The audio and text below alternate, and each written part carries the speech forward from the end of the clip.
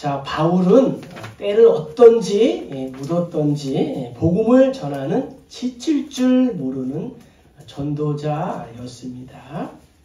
우리가 말씀을 나눈 것처럼 유럽의 첫 관문인 이 마게도니아의 첫성 빌립보 전도를 하고 3주밖에 또 거하지 못했던 데살로니가 전도하고 또 지난번에 바레아에서 복음을 전하는 중에 신변의 위협을 느끼게 되었습니다. 바울 일행은 이제 실라와 이 디모데는 베레아에서 계속 남아 복음을 전하고 바울은 베레아 성도들의 도움을 받아 성도들과 함께 이 아덴으로 이동하게 되었습니다. 베레아에서 이 아덴까지의 거리는 약 320km 정도가 됩니다. 인간적인 시선으로는 핍박으로 인해서 바울의 선교팀이 목적을 이루지 못하고 흩어진 것처럼 보였습니다.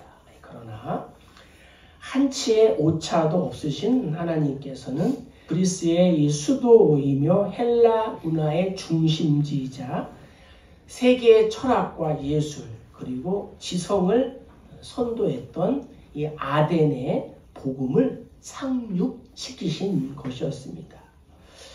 바울을 통해 그리스 신들의 도시인 아덴에서 하나님의 나라와 복음을 선포하시고 모든 우상 숭배를 경고하셨으며 회개를 촉구하셨습니다. 당시 종교의 중심은 예루살렘이었습니다.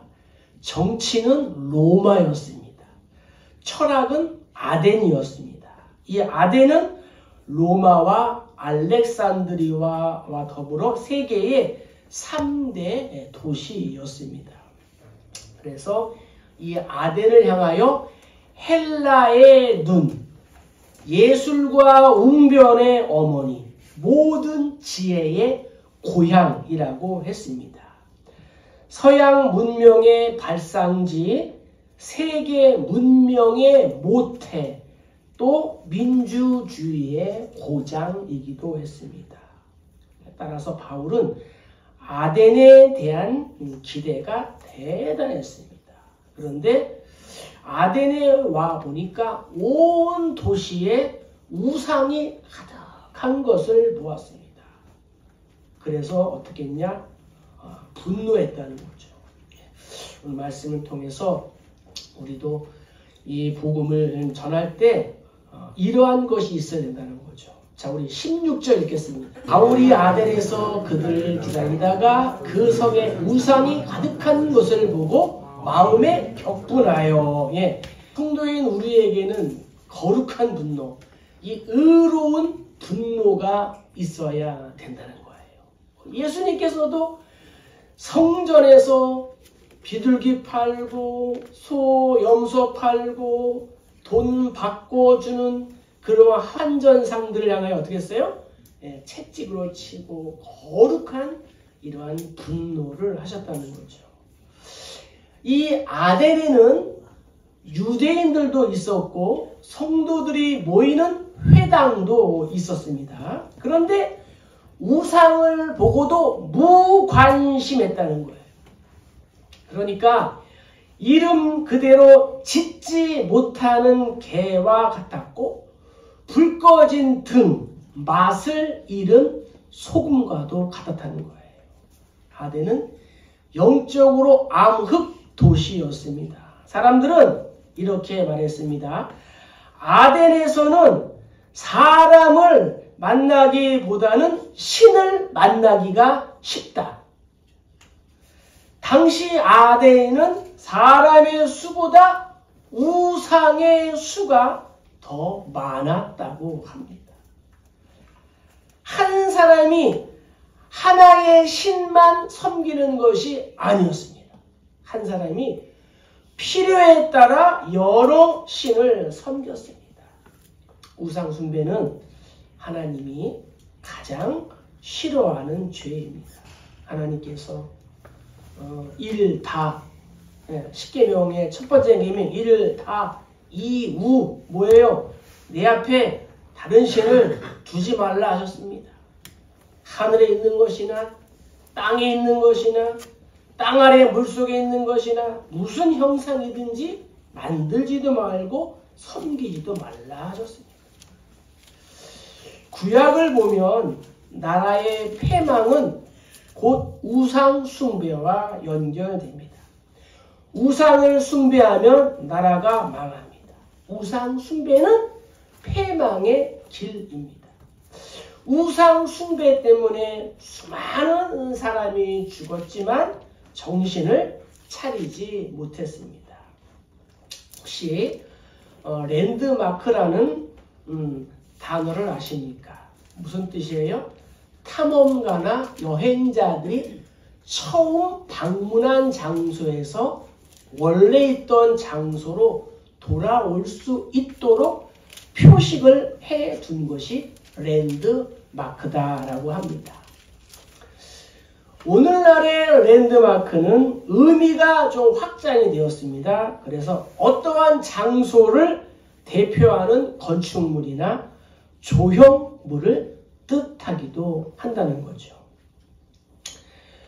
고대 그리스의 이 도시 국가는 도시의 가장 높은 곳에 이 아크로폴리스라는 공간을 마련했습니다. 그 도시의 신을 예배하는 신전을 건축했어요. 그래서 이 아덴의 랜드마크는 무엇이냐? 바로 파르테논 신전이었습니다. 오늘날 기둥만 남아있는 이 파르테논 신전은 유네스코 지정 세계문화유산 제1호인 동시에 유네스코의 심벌 마크이기도 한다는 거죠. 그러니까 오늘날 아테네, 그리스의 랜드마크가 무엇이냐? 이 파르테논 신전이라는 거죠. 지금도 사람들의 눈에는 감탄과 이 경외를 불러일으키는 이 아덴의 신전과 각종 건축물들은 당시 아덴을 방문하는, 그리고 오늘날에도 이 성지를 순례하는 사람들에게 도시의 위용을 뽐내었다는 거예요. 그런데 바울은 이 아덴에서 신라와 디모데를 기다리는 동안에 파르테논 신전을 포함한 도시 곳곳을 보며 이 아덴의 문화와 지혜에 감동만을 받은 것이 아니었습니다. 오히려 아덴의 만연한 우상 숭배를 보고 마음에 성경에 있는 것처럼 분노가 치솟았어요. 그러니까 원문을 직역하면 이런 뜻이 있습니다. 바울 속에 있는 그의 영이 분노로 타오르고 있었다. 바울 속에 있는 그의 영이 분노로 타오르고 있었다고 합니다. 그러니까 오늘날 우리말로 이 바울은 우라통이 터진 거예요. 아덴을 보고 우라통이 터진 거예요. 문화, 예술, 철학의 도시가 이럴 수 있는가? 그 많은 학자들이 무엇을 배웠는가? 그 많은 학자들이 제자들에게 무엇을 가르쳤기 때문에 우상으로 가득한 도시가 되었는가? 유대의 종교는 타락했고 헬라의 문화는 부패했으며 로마의 정치도 뒤죽박죽이었습니다. 그래서 바울은 판단했습니다. 이들이 사는 길은 단 하나, 복음이구나. 바울은 이것이 시작에 불과했어요. 앞으로 난관이 많아서 또 산을 넘고 또 물을 건너고 강을 건너야 할 정도로 이 정말로 첫 관문이 무엇이냐? 헬라의 우상 문화였습니다. 바울은 회당에서 최고의 지성인이라고 자부하는 헬라의 철학자들과 변론을 했습니다. 성경에 기록된 대로 날마다 엄청난 사람들이 바울의 변론을 듣기 위해 모여들었습니다. 거기에는 유럽의 학자도 있었습니다. 바울 역시도 율법을 잘 아는 바리새인이었습니다. 철학을 공부했습니다. 당시 철학자들은 자부심이 대단했습니다. 그래서 내가 저 바울 정도는 쉽게 꺾을 수 있겠다라고 자부심을 가졌습니다. 당시에는 커다란 두 개의 학파가 있었습니다. 첫째는 에피쿠로스 학파였습니다. 저들은 쾌락주의자들이었습니다. 신의 존재는 믿었지만 신의 초자연적인 섭리는 믿지 않았습니다. 그러니까 이성으로 머리로만 이해했고 과학으로 증명되는 것만을 믿었습니다. 저들은 영혼과 육체의 소멸을 강조했습니다. 윤리와 도덕이 타락되었습니다. 저들의 지상 목표는 무엇이냐? 즐기자, 마음껏 즐기자는 노세 젊어서 놀아 하는 극단적인 쾌락주의자였습니다. 또 하나 스토아 학파가 있는데 저들은 에피쿠로스 학파와 정반대였습니다. 이들은 범신론자였어요. 영혼은 불멸하지 않는다 하면서 향락을 부정하고 도덕을 강조했습니다. 운명이 하나님의 섭리가 아니라 운명이 나를 지배한다 라고 믿었습니다.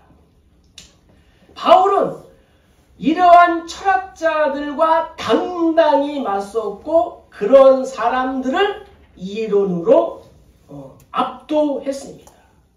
그랬더니 사람들의 반응이 어떠하냐? 바울을 향하여 트집을 잡고 말쟁이다 이렇게 말했습니다. 자, 18절 읽겠습니다. 어떤 에피쿠로스와 스토아 철학자들도 바울과 쟁론할세. 어떤 사람은 이르되 이 말쟁이가 무슨 말을 하고자 하느냐 하고 어떤 사람은 이르되 이방신들을 전하는 사람인가 보다 하니 이는 바울이 예수와 부활을 전하기 때문이라. 성도는 말쟁이가 돼서는 안 된다는 거예요. 말쟁이라는 뜻을 아십니까? 제가 찾아보니까 이러한 뜻이 있어요. 말쟁이는 쓰레기를 주워 모으는 자예요. 원문은 쓰레기를 주워 모으는 자. 그러니까 새가 곡식을 쪼아 먹듯이 지식을 단편적으로 끌어 모으는 자예요. 지식의 파편들을 주워 모아서 그것을 정말로 최고인 것처럼 떠드는 자, 그런 사람을 향해서 말쟁이라고 합니다. 그런데 바울은 말쟁이예요? 아닙니다. 바울은 말쟁이가 아니었습니다. 하나님의 복음을 전했습니다. 마음에 일어난 의로운 이 분노를 어떻게 했어요? 파괴적으로 표출하지 않고 오히려 전도의 현장으로 지체 없이 나갈 수 있는 이 동력으로 삼았다는 거예요. 우리는 거룩한 이 분노라는 명분을 내세워서 교회 밖에 있는 사람들을 향하여 전혀 공감하지 못할 뿐만 아니라 기독교를 오해하게 만들 정도로 다른 종교의 폭력과 무례를 범할 수가 있습니다. 그러나 생각해 보세요. 죄와 허물로 마땅히 죽어야 할 우리 인생이 영벌 대신 하나님으로부터 측량할 수 없는 이러한 은혜와 사랑을 받았습니다. 하나님이 하나님이 아닌 나의 욕망을 따라 살았던 우리가 진멸되었어야만 마땅한데 하나님은 우리에게 독생자를 기꺼이 내어주셨고 그 예수 그리스도가 아무런 저항 없이 스스로 십자가를 지신 줄로 믿습니다. 바울은 예수님을 만나기 전에 어떤 사람이었어요? 예수님의 제자들을 하나님의 이름으로 잡아 죽이는 일에 앞장섰던 사람이었습니다. 그러나 다메섹 도상에서 예수를 만난 후 바울은 복음의 내용뿐 아니라 복음의 성격과 능력을 깨닫게 되었다는 거예요. 바울은 분노하시는 하나님의 이 마음으로 회당과 장터에서 날마다 만나는 사람에게 복음을 전하였습니다. 당시 아덴은 세계 철학의 중심지였을 뿐 아니라 세계를 주도하는 새로운 사상의 발상지였습니다. 그렇지만 우상의 도시로 곳곳에 우상이 가득했습니다. 그러니 복음이 가는 곳마다 얼마나 많은 방해꾼들이 있었겠습니까? 많은 저항을 받게 됩니다. 저항 세력이 다대했습니다. 그러면서도 기독교의 복음은 굴하지 않았습니다. 우리 주변에는 행함이 없고 말로만 사랑과 진리에 대하여 떠드는 말쟁이와 같은 사람들이 있습니다. 어떤 사람들은 말하기를 한국교회 성도들 중에는 그 입만 천국에 갈 사람들이 많다라고 합니다. 이것은 무슨 뜻이에요? 말만 하고 행함이 없는 한국교회 성도들을 향한 비판입니다. 예수 믿는 사람들 치고 말 못하는 성도는 없습니다. 예수 그리스도의 이 사랑과 진리에 대해서 박학다식합니다. 말로는 당할 사람이 없습니다. 그러나 말한 대로 행하는 성도들이 되어야 될 줄로 믿습니다. 이런 일이 얼마나 부끄러운 일입니까? 우리는 불신자들에게 말만 잘하고 행함이 없는 말쟁이라는 놀림을 결코 받아서는 안 될 줄로 믿습니다.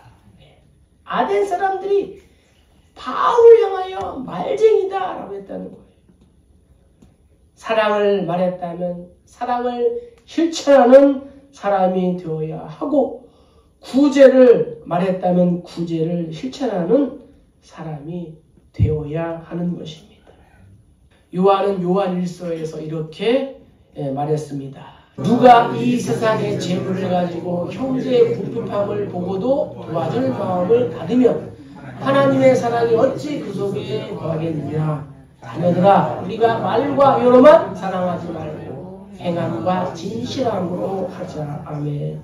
아덴의 회당과 장터에서 복음을 전했던 바울은 이제 사람들에게 붙들려서 아레오바고라는 곳으로 갑니다. 이 아레오바고는 화성에 속한 언덕이라는 뜻이 있습니다. 그러니까 이 화성의 신 마르스가 그의 딸 알키를 능욕한 자를 죽인 후 살인죄에 대하여 12신들을 불러 이 언덕에서 재판을 받았다는 전설이 있는 곳. 그래서 아레오바고라고 합니다. 예. 이 아레오바고에는 자연석으로 된 16계단이 있습니다. 예, 저 중앙에 잘 보면 계단이 있습니다. 예, 또 그 위에 올라가면 평평한 이 바위가 있습니다. 그래서 이 아레오바고는 법정이라는 뜻이 있습니다. 법정.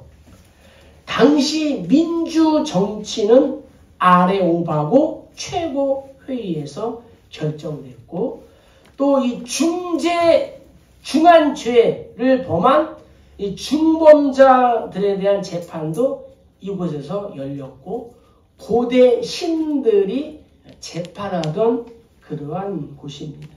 이곳에서 바울은 하나님과 고대의 모든 신들, 아덴에 있는 모든 우상들과는 하나님은 차별이 되시고 하나님의 심판이 있다는 것을 선포했다는 거예요. 바울은 철학자, 또 재판관, 귀부인들이 모인 이 헬라의 최고봉, 이 아레오바고에서 이 설교를 했습니다. 사실 보통 사람들은 이곳에서 설교한다. 높은 사람들을 다 모아놓고 설교한다. 얼마나 두겠습니까? 그런데도 바울은 전혀 그렇지 않았다는 거죠. 그곳에서 어떻게 했냐? 무엇을 전했냐? 23절 읽겠습니다. 내가 두루다니며 너희가 위하는 것을 보다가 알지 못하는 신에게라도 새긴 단도 보았으니 그런즉 너희가 알지 못하고 위하는 그것을 내가 너희에게 알게 하리라. 아멘. 아레오바고 법정에서 무엇을 설교했냐? 예수 십자가와 부활을 전했다는 거예요. 당시 헬라에는 사람들의 수보다 이 우상들 수가 더 많다고 말씀드렸습니다. 대표적인 것이 제우스를 비롯한 12신을 섬겼습니다. 당시 신들이 하도 많아서 알지 못하는 신들도 있었습니다. 이름도 몰라요. 성격도 몰라요. 주소도 몰라요. 얼굴도 몰라요. 이 모르는 알지 못하는 이 신들을 위한 제단들이 있었습니다. 저들은 늘 새로운 것을 원했습니다. 새로운 신을 동경했습니다. 새로운 신이 있으면 그 신을 섬기려고 서로 경쟁을 했습니다. 바울은 그들을 향하여 내가 너희가 알지 못하는 신을 가르쳐 주마. 그가 바로 천지와 만물을 창조하신 하나님이시다. 할렐루야. 이렇게 전했다는 거예요. 당시 에피쿠로스 학파는 하나님의 섭리를 믿지 못했고 하나님의 초자연성을 거부하고 그저 즐기자, 마음껏 즐기자 쾌락주의였습니다. 스토아파는 이 그리스를 지배했습니다. 저들은 범신놀이였어요. 모든 것에 신이 있다는 거예요. 하나님의 천지창조를 믿지 않았습니다. 바울의 지혜가 대단했습니다. 처음에는 전도하면 받아들이지 않았습니다. 그러나 그 방법이 대단했습니다. 바울은 그들과 어떠한 변론도 가능한 학자였고 철학자였습니다. 바울은 복음을 전하는 데 있어서 이 하나님께서 자신에게 주신 이 지혜와 능력을 총동원했습니다. 하나님이 바울이라는 거물을 선교사로, 특별히 이방인을 위한 선교사로 부른 이유가 바로 여기에 있습니다. 당시 철학자들은 매우 교만했습니다. 무식하고 가난하고 병든 사람만 예수를 믿는다고 조롱했습니다. 예수는 무식장이나 믿는다, 병자들이나 믿는다, 몸이 약한 사람들이나 믿는다 이렇게 했습니다. 그런데 바울을 만나보고 생각이 달라졌습니다. 이야, 이러한 사람도 있구나. 어떻게 이러한 유식한 사람이 예수를 믿는가? 내가 알지 못하는 예수라는 신도 있구나. 바울을 만나본 저들은 감탄했습니다. 정말 기막힌 전도 방법이었습니다. 사실 예수님 당시에도 바리새인 서기관들이 예수님을 무시한 이유가 있습니다. 그 이유가 무엇입니까? 예수님이 랍비나 귀족 출신이 아니기 때문이었어요. 제자들 역시도 천대받는 어부 출신이라는 거예요. 제자들은 복음의 떠돌이였습니다. 유대인 귀족들은 예수님과 제자들을 일종의 장돌뱅이 정도로 생각했어요. 그러나 예수님의 이 가르치심을 보고 듣고는 놀랐습니다. 우리가 나사렛 예수를 잘 아는데 어떻게 저에게서 이러한 말씀이 나오는가? 예수님이 행하시는 기적에 손을 들었어요. 예수님이 허풍쟁이가 아니라는 것을 알았습니다. 바울은 하나님이 어떠한 신인가를 선포했습니다. 하나님이 천지와 만물을 창조하셨다고 했습니다. 자, 우리가 바울의 심정으로 이 말씀을 한번 읽겠습니다. 우주와 그 가운데 있는 만물을 지으신 하나님께서는 천지의 주제신이 손으로 지은 전에 계시지 아니하시고 또 무엇이 부족한 것처럼 사람의 손으로 섬김을 받으시는 것이 아니니 이는 만민에게 생명과 호흡과 만물을 친히 주시는 이심이라. 아멘. 네, 바울은 하나님이 무엇이 부족한 존재처럼 사람의 손으로 이렇게 떠받들어 섬김을 받는 분이 아니라는 거예요. 사람들은 신이 인간의 소원을 들어주는 조건으로 신이 화를 내지 않도록 무언가 상응한 것을 바쳐야 한다라고 믿었습니다. 신화 속에 등장하는 모든 신들은 인간에게 무엇을 받으려고 하는 신들이었습니다. 그러나 하나님께서는 인간들에게 무엇을 받아 먹고 사는 존재가 아니라 오히려 만인에게 생명과 호흡과 만물을 친히 주신 분인 줄로 믿습니다. 저와 우리 모두를 얼마나 사랑했으며 독생자 예수 그리스도까지 우리에게 내주지 않으셨습니까? 그렇습니다. 참 절대자이고 창조주이신 하나님은 인간에게 무엇을 받는 분이 아니라 모든 것을 그냥 주시는 분인 줄로 믿습니다. 우리의 생명도, 우리의 재능도, 가정도, 호흡과 또 생명도 모두 주시는 분이라는 거예요. 바울은 아덴 사람들에게 이렇게 말했습니다. 내가 너희를 보니 범사에 종교심이 많도다 했습니다. 여기에 종교심이란 신을 두려워하는 마음을 의미합니다. 종교심이라고 번역된 원어는 신을 두려워하는 마음. 이 종교심이 많다는 말은 무엇이냐? 하나님에 대한 경건한 신앙심이 있다는 그러한 의미가 아니라 매우 미신적이다, 사단적이다 라는 뜻이에요. 그러니까 아덴 사람들아, 내가 너희를 보니 범사에 종교심이 많도다, 이 말이 무슨 뜻이에요? 너희가 매우 미신적이고 너무나도 사단적이다, 이렇게 말하는 거예요.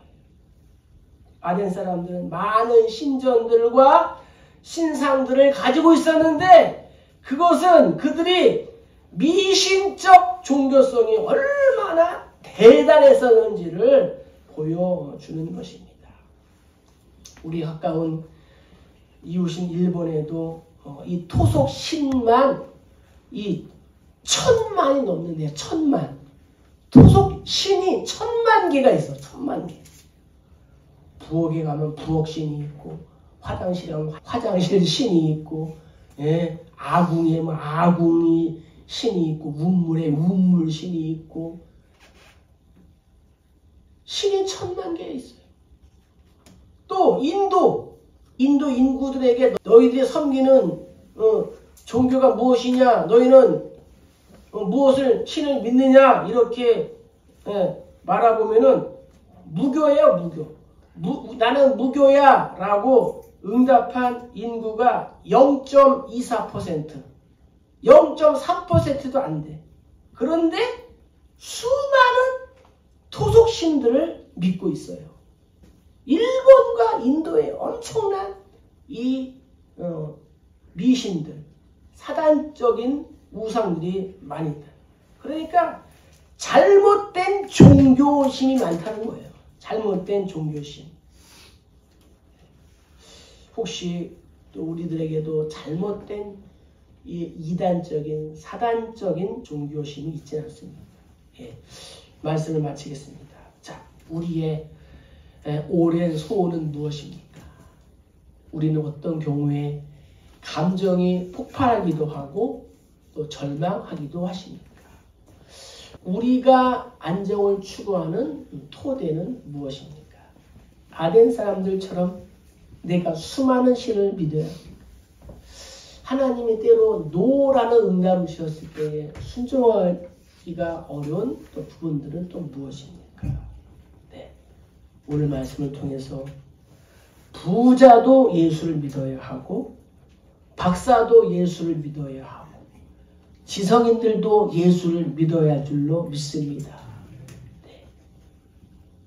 성도인 우리는 저들도 영적으로는 완전한 이 공백이다. 공백. 저들의 마음이 영적으로 텅 비어 있다. 공백이 있다. 라는 것을 잊지 말아야 합니다. 이사야는 이렇게 고백했습니다. 대저 여호와께서 이같이 말씀하시되 하늘을 창조하시니 그는 하나님이시니 그가 땅을 지으시고 그것을 만드셨으며 그것을 견고하게 하시되 혼돈하게 창조하지 아니하시고 사람이 거주하게 그것을 지으셨으니 나는 여호와라 나 외에 다른 이가 없느니라. 아멘. 예수를 믿고 구원을 받았어도 우리 안에 숨은 우상이 자리를 잡고 있는 것은 아닌지 늘 하나님 앞에 우리의 마음을 점검해야 될 줄로 믿습니다. 복음만이 구원의 길이고 복음만이 생명의 길인 줄로 믿습니다. 우리 평생에 기쁨과 즐거움으로 예배하고 교제할 분은 오직 한 분 하나님밖에 없음을 믿습니다. 그 하나님과 날마다 동행하고 예수를 증거하는 그러한 삶